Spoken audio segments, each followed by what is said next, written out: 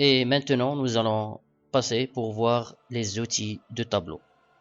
Alors, après avoir sélectionné le tableau, vous allez constater l'apparition de deux onglets qui sont des onglets supplémentaires qui s'affichent à côté de l'onglet standard affichage.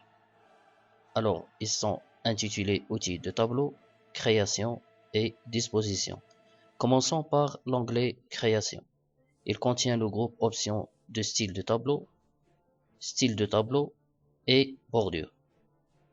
Dans le groupe options de style de tableau, on peut personnaliser le tableau en créant par exemple une ligne en tête, comme vous pouvez constater. La ligne qui est en haut, ça va être en gras, ça veut dire c'est l'entête. Ligne totale par exemple en bas, on peut cocher la ligne totale. Première ligne, par exemple, qui soit, vous allez voir que ça change la première colonne, pardon, et aussi la première, bien la dernière colonne, ou bien on peut utiliser les lignes à bande ou bien colonnes à bande, qui permet d'afficher les colonnes à bande, dans lesquelles les colonnes paires et impaires sont mises en forme différemment.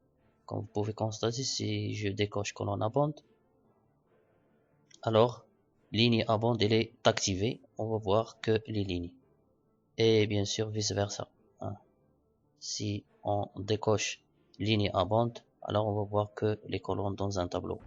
Pour les styles de tableau, c'est très intéressant aussi. On peut changer le style du tableau.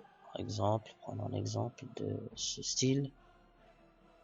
Voilà, donc il est à vous de choisir le style qui vous convient le mieux. On a aussi trame de fond, c'est la couleur de l'arrière-plan du tableau. On peut personnaliser. Par exemple. Voilà. Dans le groupe bordure, on peut changer les options de la bordure du tableau. Par exemple, prenons l'exemple de la couleur, le type de bordure, la couleur du stylet de la bordure, etc. On peut appliquer au tableau, par exemple, toutes les bordures, aucune bordure, bordure droite, gauche, etc. Alors, ça dépend de votre choix. Et puis enfin, la mise en forme des bordures. On peut mettre en forme une bordure manuellement en utilisant cet outil. Passons à l'onglet disposition qui permet d'agir sur la disposition des données. Alors là, on a un tas de groupes, tableau, dessiné, lignes et colonnes, fusionné, taille de cellule, alignement et données. Commençons par le groupe tableau qui permet de sélectionner par exemple quelques cellules, sélectionner tout le tableau, par exemple, ou bien cliquer sur le petit plus à côté pour sélectionner le tableau. Afficher le quadrillage ou bien afficher les propriétés du tableau qui permettent aussi de changer pas mal de choses comme les lignes, les paramètres des lignes, des colonnes, des cellules, par exemple l'alignement des cellules, des données à l'intérieur des cellules, par exemple.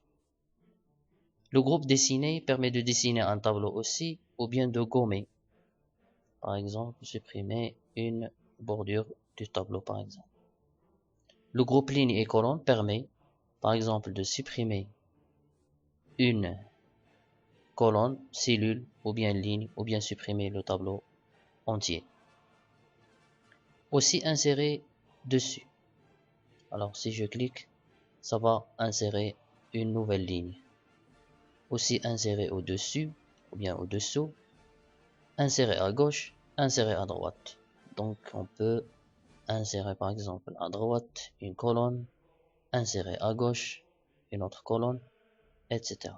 Dans le groupe fusionné, on peut soit fusionner deux colonnes par exemple, deux cellules pardon, pour qu'il soit une seule cellule, ou bien fractionner une cellule en deux par exemple,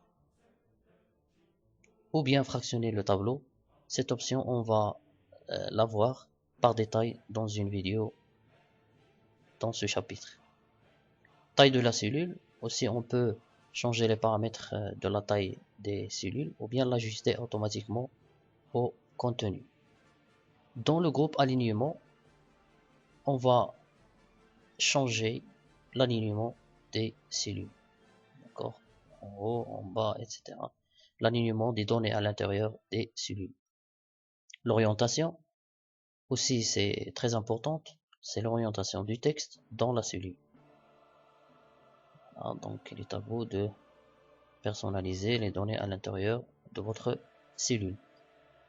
Marge des cellules aussi, on peut changer les marges des cellules, ça veut dire les marges du texte qui est à l'intérieur de la cellule. Et puis enfin le dernier groupe qui permet de trier, on va voir après le tri, par exemple convertir en texte, qu'on va essayer de voir après, convertir le tableau en texte, et pourquoi pas insérer une formule.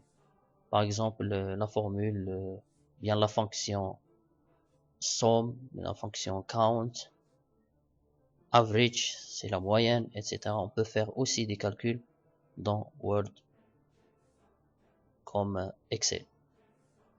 Merci.